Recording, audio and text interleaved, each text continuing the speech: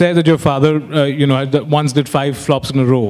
Right. That never sort of bothered you before you got into film? You never got intimidated by by seeing that kind of failure in front of you? No, I was fully filmy. There was nothing I could do. That's all I knew. It's all I ever wanted to do. I grew up in the lap of Hindi cinema, and I only wanted to make feature films or be a part of the world. I didn't think I'd be a director. But I've grown up dancing to Hindi film songs in my bedroom, though I grew up in a snooty atmosphere in Malabar Hill. And nobody even knew of the movie stars I did. But I was always obsessed. You know, for me, life was a Hindi film. When I was sad, I heard a song. When I was happy, I danced to it. You know, when I took a break, it was interval. It was always a Hindi film. I was too filmy, for the lack of a better way of saying it. There's no other world I knew. And I felt bad for people who did anything else. Like, I felt like they don't make Hindi movies, they don't know. Where else can you sing, dance, laugh and cry and still be at work? I mean, that to me is only Hindi films, and I was happy with the zone I was in. I didn't know better, I still don't. Shubha? Yeah. So basically what happens with movies that you really, really like is this. So you talk about the songs that, what's the first song that comes to your mind when you're really sad and Tujhse Naraz Nahi from Masoom and Lag Ja Gale. And you sing? No, I'm tone deaf.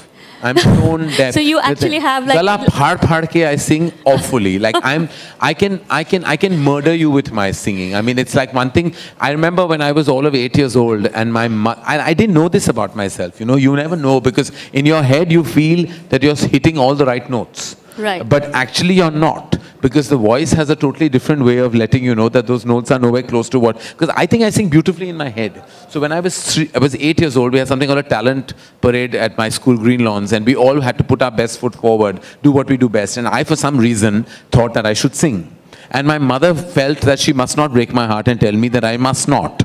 But I sang this song called Hi Lily, Hi Low. I still remember, which is a song of love is a sad song. It has a high note in it, by the way. Hi Lily, Hi Low. And for some reason I sang, and I didn't realize that there was fear on the faces of many people in the audience. But to me, I thought it was that they were basically just enjoying this beauty that was coming out of my voice. And then after that, I wanted to wait for the prize distribution because I really thought I stood a chance. You know, in the top 3. And then I was upset that I didn't win. And so that's when my mother sat me down at age 8 and told me that, Karan, you can't sing. So were you heartbroken? But you can dance. So she said, so hold my hand, and she put on a song, and she was a crazy Elvis Presley fan. And that was the first time she introduced, because she thought that I had a sense of rhythm. And so she made it a point to dance every day with me. Okay. Me and my mother danced to Elvis Presley songs all through my childhood. Heartbreak Hotel.